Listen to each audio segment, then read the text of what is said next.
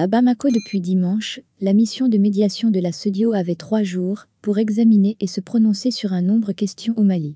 Il s'agit de l'organisation des assises nationales pour la refondation, la mise en place d'un organe unique de gestion des élections, le délai de la transition. Mais déjà à 2 jours, le chef de la mission, l'ancien président nigérian, Goodluck Jonathan a déjà dégagé sa position. Pas question de prolonger la transition. Plus, il demande de surseoir à toute réforme et à faire face à l'organisation des élections. Une position qui rejoint celle d'une bonne partie de la classe politique malienne. En effet, la délégation de la médiation de la CEDEAO est arrivée le dimanche 5 septembre 2021 à Bamako pour évaluer l'évolution de la transition au Mali, mais aussi pour rappeler le respect des engagements pris par les autorités de transition. Nous attendons des précisions sur le chronogramme des élections, explique une source proche du médiateur qui assure que l'allongement de la période de transition n'est toujours pas une option. Toutefois, cette délégation arrive à un moment où la transition se trouve confrontée à un certain nombre de préoccupations. Il s'agit de la question de l'organisation des assises nationales pour la refondation proposée par le Premier ministre, Dr Choguel Kokala Maïga, la création d'un organe unique pour la gestion des élections et la prolongation du délai de la transition.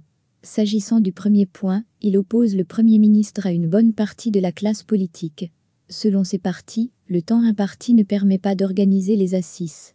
D'autres pensent qu'elles seront une rencontre de plus et que pourquoi ne pas se focaliser sur les recommandations de la conférence d'entente nationale. Pour d'autres leaders politiques, comme par exemple Tibile Dramé, le Premier ministre cherche à créer les conditions d'une prolongation du délai de la transition. Pour la création d'un organique unique pour la gestion des élections, même si une grande partie des hommes pensent qu'il faut un organe unique, ils émettent tout de même des réserves. Parmi les questions brûlantes, il y a la prolongation du délai de la transition. Depuis quelques jours, des mouvements s'organisent pour réclamer la prolongation de transition. La dernière en date est celle des adeptes du shérif de Nioro résidant à Kay, qui ont battu le pavé le 2 septembre 2021 pour réclamer la prolongation du délai de la transition.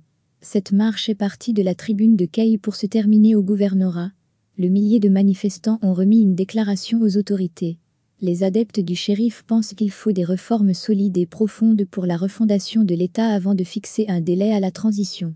Pourtant, la communauté internationale a toujours mis l'accent sur 10 mois, pas plus.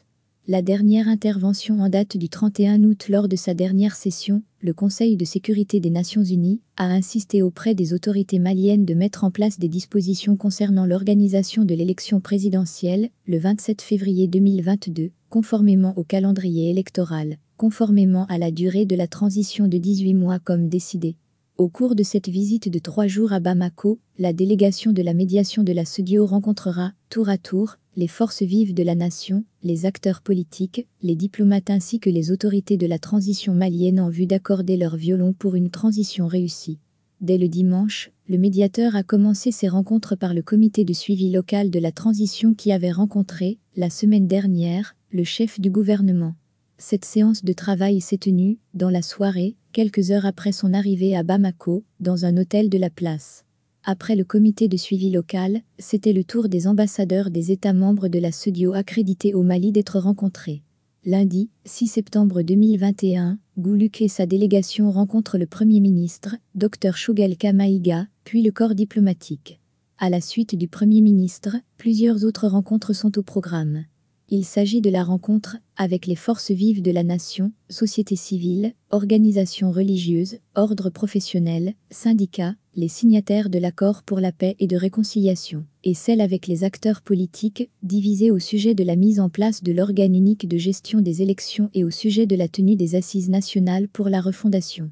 Mardi, 7 septembre, la délégation de la médiation de la CEDEAO fera la synthèse et la restitution de ces rencontres au président de la transition, Assimi Goïta, puis suivra une conférence de presse pour donner les conclusions et recommandations de cette visite.